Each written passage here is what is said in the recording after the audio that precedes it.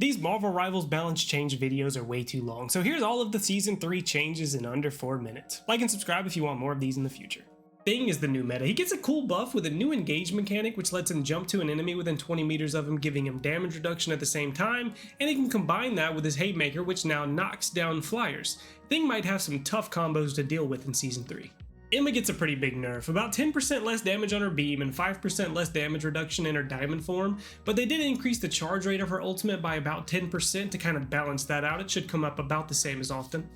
Venom gets a small buff with an extra 10% slow on everyone hit by his cellular corrosion.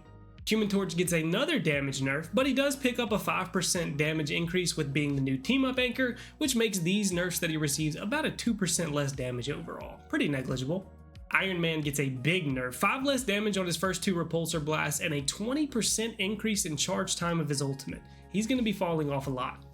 Namor gets a sick buff with an extra 5 damage on his auto attacks and 25% increased projectile speed across the board, making him way more consistent with his auto attacks.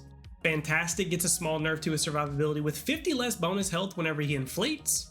Wanda gets an ultimate buff. She's slowed 10% less and it does an extra 100 damage, making her one-shot everyone's base HP at the least. Spider-Man gets rebalanced to keep his base power the same while losing the Squirrel Girl damage anchor buff, but we'll talk about his broken team up in a minute.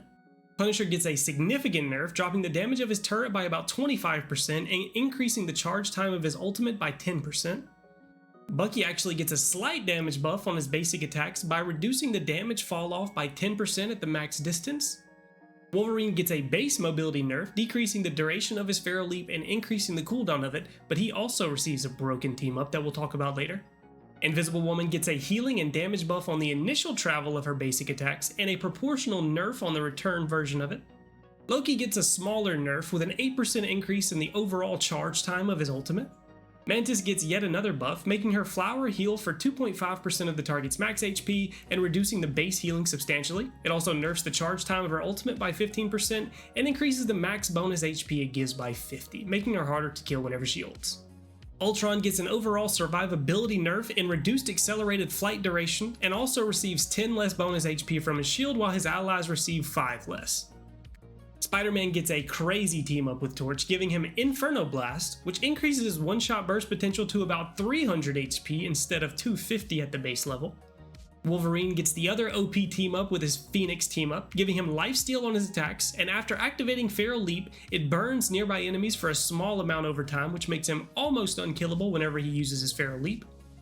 Spider-Man and Squirrel Girl and Torch and Storm lose their team-ups, while Squirrel Girl gets a homing squirrel while being added to the Iron Man and Ultron team-up. Ella gets added to the Jeff and Venom team-up, giving her a new ability on her stun which tendrils enemies and slows them for a bit. ResComp finally gets a nerf with an extra 15 seconds added between possible respawns upon dying, which is almost insignificant.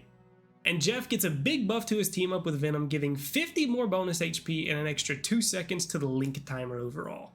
And if you made it this far, as always, you a real one. Like and subscribe if you want more videos like this in the future, because I like these quick breakdown formats, and thank you for being here. I'll see you soon.